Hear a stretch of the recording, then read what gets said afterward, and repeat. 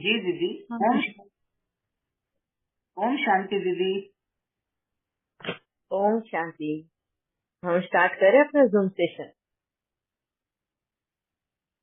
हमारा zoom session में हाँ, जो टॉपिक चल रहा है स्वभाव और संस्कार के ऊपर, तो काफी सारे हमने हाँ जूम सेशन में उसका डिस्कशन किया है और अभी और भी स्वभाव के ऊपर डिस्कशन हो रहा है।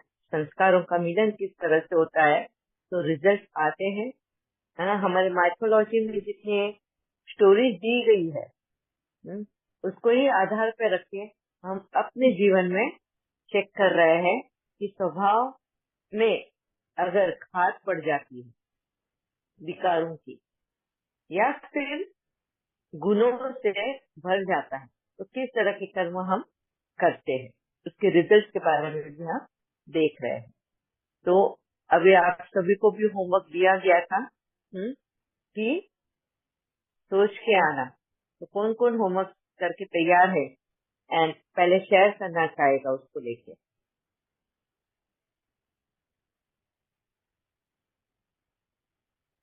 कोई रेडी है अपने आंसर्स के साथ में? अनुभव, कोई शेयरिंग, कोई मनन चिंतन किया हो? सॉरी दीदी, कल मैंने नहीं थी, कुछ दिया कल दिया क्या?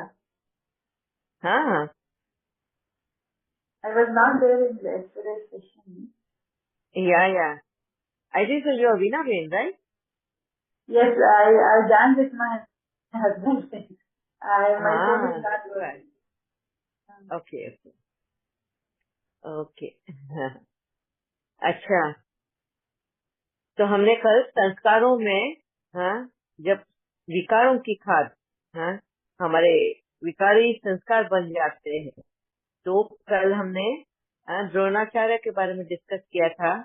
द्रौपदी के बारे में, काम विकार क्या है उसके बारे में डिस्कस किया था, है ना। कि अगर एक स्त्री या पुरुष अपने पति या पत्नी के इसको छोड़ के अगर किसी और को अपने भाव, इंटेंशन अलग है एंड दिखाते कुछ अलग है तो वो काम विकार में गिना जाता है। जैसे कहा था कि ये पुरुष कितना सुंदर है, तो वो जो लाइन द्रौपदी ने कही थी इस वजह से उसकी पवित्रता भंग हो जाती है कि पर पुरुष के पास उसका ध्यान इस तरह से कैसे गया जो कि वो सिर्फ पति का हक है, पति की ही सुंदरता पे उसका ध्यान रहना चाहिए। बाकी सब सुंदर प्रशंसनीय है। सुंदरता जो है वो एप्रिसिएशन के लिए ही होती है। ब्यूटीफुल जो भी दिखाई देता है तो हम उसको सराहते ही है, सराहना गलत नहीं है, मगर भाव बहुत मायने रखते हैं कि तुम्हारे भाव किस तरह के होते हैं, वो बहुत जरूरी होता है। और यही वजह है बाबा मुरली में भी कहता है मनसा वाचा कर्मणा तीनों समान रखो। तुम्हारे भाव कुछ अलग कहते हैं, तुम बोल कुछ अलग रहे हो और करते कुछ अलग ही हो। जब तुम्हारे ये जब स्थिति होती है तो कर्म का फल भी कुछ अलग ही निकल कर आता है। और उस वक्त हम ये सोचते कि मैंने तो ऐसा कुछ बोला नहीं था, मैंने तो ऐसा कुछ किया नहीं था, फिर मुझे ये क्यों मिल रहा है। ये हम जब क्वेश्चन करते हैं ना तब ये देखना जरूरी है कि हमारे भाव क्या थे वो बोलने के वक्त में या करने के वक्त में, क्योंकि भाव ही सबसे ज्यादा कर्म बनाते हैं। क्यों? क्योंकि कुदरत जो है ना वो वाइब्रेशन देखती है, वाइब्रेशन कैच होते हैं। हमारे कर्म में भी वाइब्रेशन कैच होते हैं। गुस्से में फेंका हुआ फूल भी बहुत जोर से लगता है और प्यार से मारा हुआ थप्पड़ भी ममता भरा लगता है।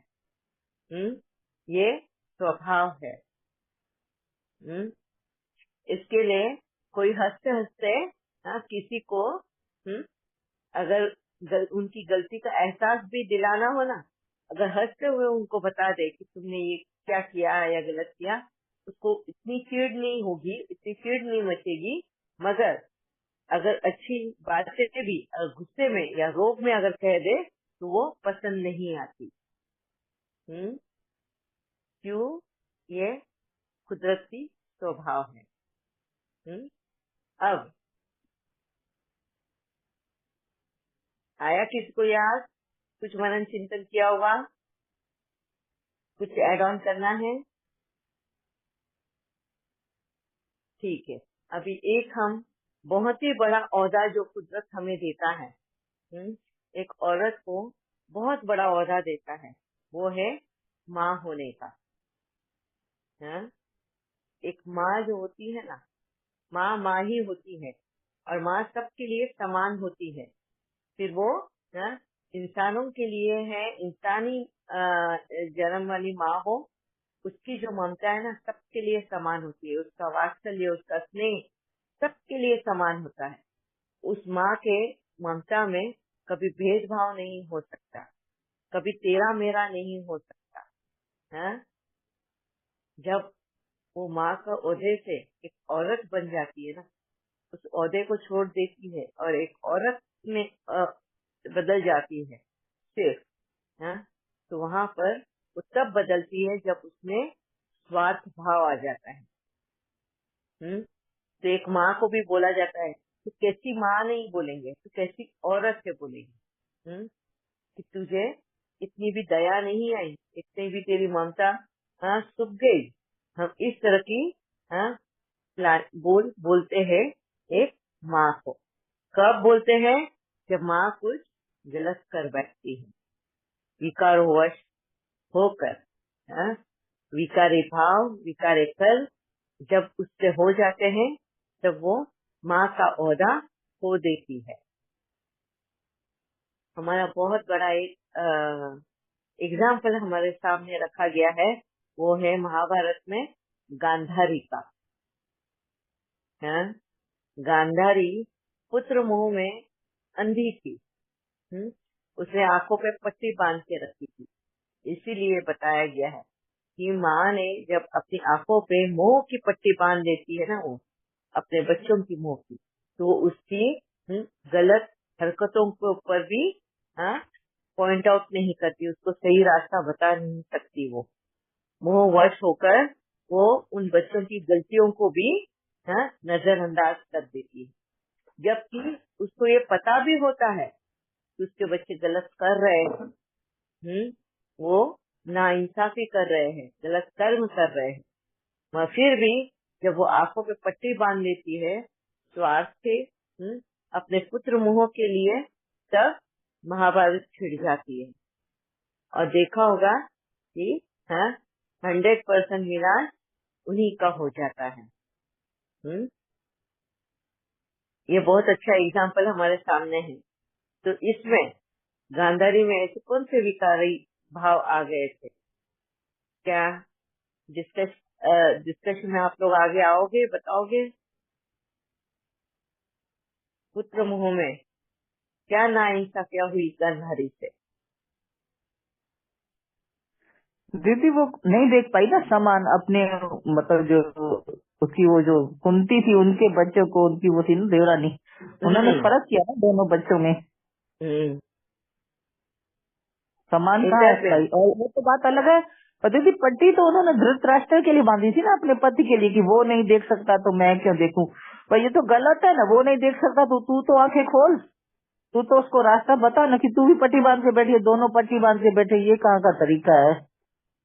ये बताया कि पतिव्रता मानते हैं कि वो भाई पतिव्रता उसको उसमें आ गई, शक्ति आ गई थी, क्योंकि जब दुर्योधन लड़ाई के लिए जा रहा था तो कृष्ण ने कहा था ना कि तू अपनी माँ के सामने जाओ पर पूरे नंगे होकर जाओ तो तुम्हारा शरीर पूरा शक्तिशाली हो जाएगा। पर फिर कृष्ण ने उसे जानबूझ के समझाया कि ऐसे कैसे माँ के सामने नंगे होकर जाओगे, भाई लंगोटी वगैरह तो पहन लो ना। तो वो ऐसा उसका कमजोर गया, तो वहीं पर उसको चोट लगी थी। वो शक्ति थी गांधारी में, क्योंकि उसने पति के लिए बांधा था, पर पुत्र मोह भी था उसमें ना। ये दोनों बातें थी ना, एक तरफ उसमें ताकत आई पतिव्रता की, क्योंकि उसने पति को, पर ये तो उस वक्त जो जिसने जो निर्णय लिया, पर बात तो सोचा जाए तो गलत नहीं है। एक अंधा है तो दूसरा तो फिर रोशनी में जिए ना, एक दूसरे को रास्ता बताएंगे ना। फिर भी आप समझाइए जैसे क्या गलत है। नहीं, आपने जो स्टोरी कही वो सही है, मगर उसका अर्थ किस तरह लेना है यह हमारे ऊपर है। इसके लिए मैंने ये जानबूझ के स्टोरी सामने रखी है। हाँ?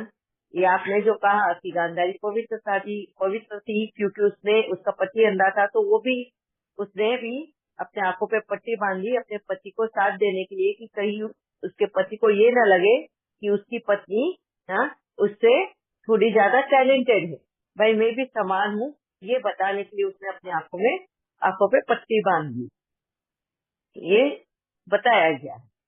मगर अगर हम दूसरे दृष्टिकोण से देखें, ये कि भाई वो अंधा था मगर उसको प्यार हुआ था धृतराष्ट्र से, और उस वजह से उसने शादी की उसके साथ, मगर अपनी पवित्रता साबित करने के लिए उसने आंखों पे पट्टी बांधी। ठीक है, वो जरूरी नहीं था आंखों पे पट्टी बांधी। अगर बोले ना, एक अगर अंधा है तो दूसरे में सजाग होना जरूरी है। कुदरती दिन क्या है, एक आदमी को टफ पता है, अंदर से वो कोमल भले ही रहता है और बाहर से वो हार्ड रहता है, टफ रहता है ना, स्ट्रिक्ट रहता है। और उसी वहाँ पर एक माँ को बताया है कि वो हमेशा कोमल सॉफ्ट ही बताइए, ममता वाली बताइए, तब जाके वो बैलेंस होता है।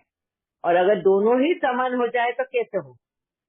वो एक एग्जाम्पल वहाँ पर है कि अगर दोनों ही अंधे हो जाए, धृतराष्ट्र तो था ही पुत्र मोह में अंधे, मगर उसके साथ साथ गांधारी भी पुत्र मोह में अंधी हो गई। अगर दोनों पुत्र मोह में अंधे हो गए, और यही वजह बन गया कि उनके बच्चों को कोई भी सही रास्ता दिखाने के लिए नहीं रहा। जब हस्बैंड एंड वाइफ अगर जोड़ी है वो कंप्लीट करता है एक दूसरे को। एक अगर हार्ड है, डिसिप्लिन ऑर्गेनाइज में वो रखना चाहता है, तो वहीं पे एक माँ का प्यार, एक ममता, और ये उनको मरहम लगाती है, और इसी से तालमेल बैठ के बच्चों को ग्रो किया जाता है, संस्कार डाले जाते हैं, सब कुछ ये दिया जाता है। मगर यहाँ पे अगर दोनों ही समान हो, दोनों ही अंधे बन जाए, तो बच्चों को बेलगाम घोड़ों की तरह वो बन जाते हैं। ये एक बहुत बड़ा एग्जाम्पल सामने है। ठीक है, अब पुत्र मोह में गांधारी ने क्या क्या किया, इवन धृतराष्ट्र के बारे में भी हम बात करेंगे, किस वजह से ये महाभारत हुआ भी।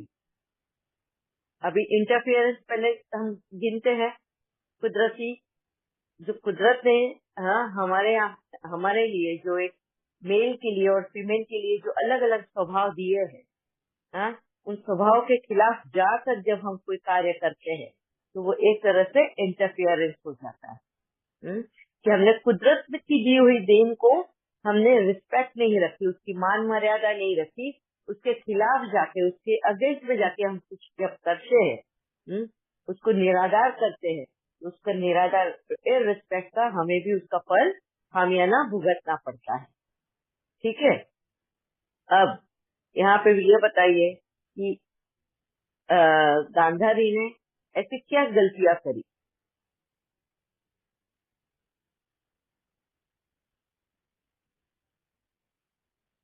किसी को मालूम है स्टोरीज उसके बारे में? सबसे पहले तो ये दो भाई के बारे में, धृतराष्ट्र और पांडु, ये दो भाई है। पांडु छोटा भाई रहता है, धृतराष्ट्र बड़ा रहता है। बड़े में वो सक्षमता नहीं थी राज्य चलाने के लिए, क्योंकि वो आंखों से अंधा था। जैसे कुदरत का लॉ है कि जो पहले बड़ा रहता है उसका ओहदा बड़ा, ठीक है, फिर दूसरा जब वो ओहदे में बड़ा होने के बावजूद अगर वो असक्षम है, वो असक्षम है, मतलब उसमें उसकी कैपेबिलिटी नहीं है राज करने की, तब जाके वो स्टेटस शिफ्ट होता है छोटे भाई के पास। तो वो स्टेटस राजा होने का पांडु के पास चले गया। ठीक है, जो धृतराष्ट्र राजा बनने वाला था उसमें कैपेबिलिटी नहीं थी राज चलाने के लिए, इस वजह से वो पांडु की तरह वो राज चले गया। तो अभी उसका ओहदा बड़ा हो गया, वो अभी उस जगह का राजा बन गया। ठीक है, ये कायदे तक ही है, अभी भी ये कायदे में हमने जैसे फर्स्ट कम फर्स्ट सर्व, हाँ, जो पहले आया उसका पहले अधिकार, उसके बाद में ओहदे में जो बड़ा है उसका बाद में अधिकार। जैसे बोला ना, अगर जेठानी आयु में छोटी भी हो देरानी से, मगर ओहदे में वो बड़ी है क्योंकि वो बड़े भाई की वाइफ है, तो जेठानी कहलाती है। तो ओहदे में बड़ी है, आयु में भले ही वो छोटी हो, ओहदे में अगर बड़ी है तो उसका मान हमेशा बड़ा रहे, है ना। वैसे ही अगर यहाँ पर छोटे भाई को राज मिला है क्योंकि बड़े भाई में इनकैपेबिलिटी थी, इसलिए पांडु को राजा बनाया गया, तो पांडु की बच्चा जो होगा वो ही राजा बनेगा। ठीक है, ये है कुदरती नियम। अब इस नियम में भी दुर्योधन जब पैदा हुआ, युधिष्ठिर पैदा हुआ, इसमें भी अगर देखा जाए तो युधिष्ठिर पहला पैदा हुआ था, दुर्योधन बाद में पैदा हुआ था। कुछ दिन का है या मैंने तो पता नहीं कितना टाइम का फर्क है, मगर कुछ फर्क है जिसमें युधिष्ठिर ही बड़ा बताया है एंड दुर्योधन उससे छोटा है। ठीक है, अब यहाँ पे क्या हुआ, धृतराष्ट्र तो पुत्र मोह में था ही, सबसे पहले तो बड़ा होने का उसमें जो ये था कि मैं बड़ा है, मगर मेरी इनकैपेबिलिटी, उसको हमेशा एक इंफीरियर हीनता की भावना उसको आती थी, हाँ, अपने अंदर, और उस वजह से हाँ उसमें कहीं न कहीं वो द्वेष भावना उसके अंदर जागृत हुई थी अपने भाई के लिए, कि वो जहाँ राजा बनने वाला था, आज उसके भाई राजा बने हैं, उसकी भाभी उसकी रानी बनी हुई है, और वो लोग कुछ भी नहीं है उस राज में रहकर। अब उसको यही था कि अब उसका बेटा जब पैदा होगा तो उसको भी राज्य अभिषेक नहीं होगा, उसको उस बात का बहुत अंदर से दुख होता था। और ये बात गांधारी ने भांप ली थी। गांधारी ने ये उसके मन की बातें, वो प्योर थी ना, पवित्र थी, तो अपने पति की ये बातें वो समझ गई थी।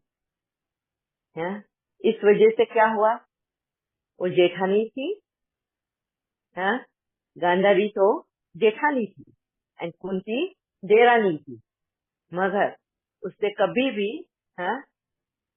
पांडु के बच्चों को, मतलब ये जो पांडव थे ना 5 बच्चे, उनको हमेशा प्यार तो जरूर किया, मैं बोलते ना एक थोड़ा सा 19-20 का फर्क हमेशा ही रखा। जब जब नाइंसाफी हुई कुंती और उनके बच्चों के साथ में, गांधारी ने कभी आवाज नहीं उठाई। वो बड़ी थी ना, अगर अधिकार दिया जाता है बड़े होने का तो उसके साथ में जिम्मेवारियां भी आती है। अगर घर में कोई नाइंसाफी होती है तो आवाज उठाना, स्टैंड लेना एक बड़े का कर्तव्य होता है।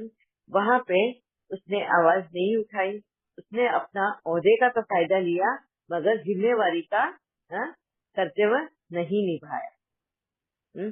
जितने बार उनको देश निकाला गया, पांडवों को मारने की कोशिश की गई, सब कुछ हुआ, पर कहीं पे भी गांधारी ने आवाज नहीं उठाई, अपने पुत्रों को नहीं रोका।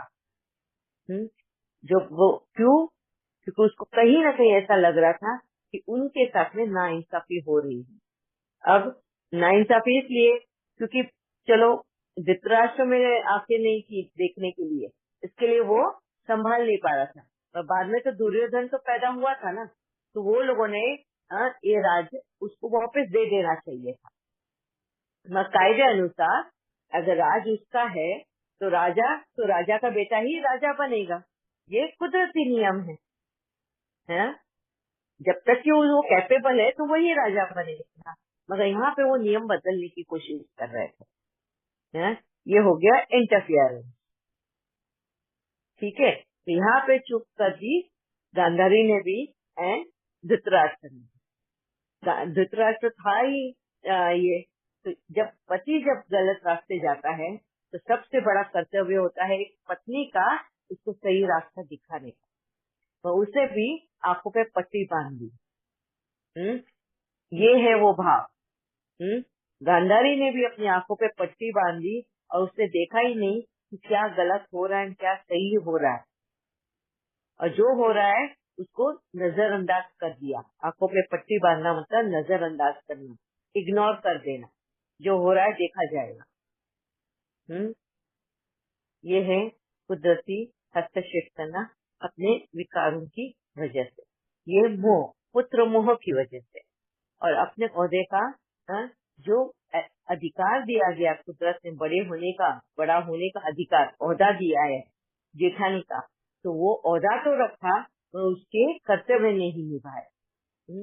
कुदरती कोई भी ओहदा मिलता है तो एक जिम्मेवारी के साथ में मिलता है, कर्तव्यों के साथ में मिलता है, और कर्तव्य पूरे करना जरूरी होता है, तभी तुम उसके अधिकार होते हो। जब वो नहीं किया तो तुम्हारे पास वो अधिकार भी नहीं रहता है ना। तो यहाँ पे उसने आवाज नहीं उठाई गलत होने पे, और अपने बच्चों को कभी सही राह नहीं दिखाई, ना ही अपने पति को। सबसे पहले तो मूल तो वो है, ना ही अपना पति अगर जब गलत रास्ते जा रहा था, पुत्र मोह में वो भटक रहा था, तो ना पत्नी ने उसको सही रास्ता दिखाया, सही एडवाइस दिया। तो बेटर हाफ जो होता है, जो हस्बैंड एंड वाइफ जब भी साथ होते हैं, तो अगर एक गलत जा रहा है तो दूसरे ने उसको सही रास्ता दिखाना, ये उनका कर्तव्य है। इसके लिए दोनों की जिम्मेवारियां इक्वल बताई गई है। कोई भी कम नहीं, कोई भी ज्यादा नहीं है, दोनों एक दूसरे के लिए समान होते हैं। उनको अधिकार दिया जाता है कि अगर एक गलत जा रहा है तो दूसरे को अधिकार है सही रास्ता दिखाने का। बाकी की जगह पे तो ऐसा नहीं होता है ना। कुदरत ने जैसे औहदे के हिसाब से बोला है, अगर माँ बाप अगर कुछ गलत हो रहे तो बच्चों को अधिकार नहीं है माँ बाप को सही रास्ता दिखाने का। वो हो जाता है पलट जवाब दे रहे हैं, अरे बच्चे अभी माँ बाप बन रहे हैं, इस तरह के हमें ये बताया जाता है। सही है ना। ये कुदरती स्वभाव है। हम तुरंत बोलते हैं, अच्छा अब तू माँ को सिखाने आएगा, अच्छा तू अभी पिता को सिखाएगा। हम इस तरीके के बच्चों से बात करते हैं। हम गलत कर रहे हैं, बच्चों को दिख भी रहा है, तो बच्चे किस तरह से उनको सही रास्ता दिखाए। वो खुद उस चीज को न अपना के, बाइकआउट करके, हमें ये मंजूर नहीं है, हम अपना इस तरह से जीना चाहते हैं, ये वो कर सकते हैं। क्योंकि freedom of right of freedom खुद इसमें ये कुदरत ने दिया हुआ है, सबको एक फ्रीडम दिया गया है। कुदरत के अगर लॉज अगर आप देखो ना, नियम और रूल्स देखोगे ना, इतने अच्छे बने हुए हैं कि कहीं पे भी उसके फ्लॉज नहीं है। जीने का अधिकार हर एक को है, ये कभी भी कुदरत ने किसी का छीना नहीं है। अगर समझो माँ बाप या हमारे बड़े बुजुर्ग अगर गलत जा रहे हैं कहीं पे, और अगर बच्चों को ये दिखाई दे रहा है और उनको नहीं जाना है उस गलत रास्ते पे, तो उनको अधिकार है उसमें से बाहर निकल जाना। मगर अगर पलट के जवाब नहीं दे सकते या अपने बड़े बुजुर्गों को रास्ता नहीं दिखा सकते, पर अपना रास्ता वो बदलने का हक रखते हैं, ये फ्रीडम उनको मिलता है। ये कुदरती हस्तक्षेप नहीं है। ठीक है, क्लियर है अभी कि कहाँ पे किस तरह से हमें रोक लगानी है, किस तरह से हमें फुल स्टॉप लगाना है, और कहाँ हमें अपना चीज को आगे बढ़ाना है। ये बहुत छोटी चीजें हैं समझने के लिए, जिस वजह से घर या जीवन शांति पूर्वक चलता है। जब यही हम चीजें भूल जाते हैं ना, तब जाके हमारे घर में महाभारत हो जाता है। अब बच्चे, आजकल के बच्चे तुरंत अगर गलत हो रहे हैं तो वो अपने माँ बाप को सही दिशा दिखाते हैं। अब क्यों यह अधिकार मिल गया है बच्चों को? कुदरत ने नहीं दिया, बच्चों ने अपने आप ही ले लिया है, क्योंकि वही गलतियां उनकी भी माँ बाप ने की हुई है। उन्होंने अपना ओहदा खो दिया है, माँ बाप होने का ओहदा ही खो दिया है, और इस वजह से आज बच्चे और माँ बाप समान दिखते हैं। और यही वजह बन गया है कि आज बच्चे भी माँ बाप को सही रास्ता दिखा रहे हैं। अगर वो नहीं चलते तो बच्चे सही रास्ता दिखाने की कोशिश करते हैं। हम बोलते भी है ना, मेरे बच्चों ने मुझे सही रास्ता दिखाया। कभी वो टोक देते हैं, कभी बताते हैं मम्मी नहीं ये सही नहीं, तो गलत कर रही है। क्यों? क्योंकि जब हम अपना वो ओहदा खो देते हैं, हमने जो माँ होने का या ये होने का वो सही तरीके से 100% हमने अगर वो रिश्ता नहीं निभाया है तो हमारा अधिकार खो देते हैं हम। और जब अधिकार खो जाते हैं तो हम सब समान हो जाते हैं। समझ में आया?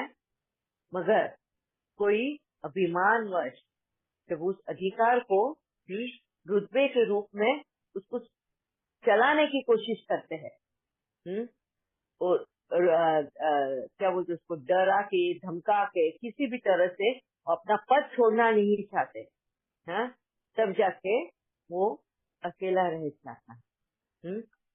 वो डरा के धमका के चलाने की कोशिश तो करेगा, पर जब तक वो इंसान डिपेंडेंट है तब तक वो चला पाएगा। जिस दिन वो इंडिपेंडेंट हो गया वो उसको छोड़ के चला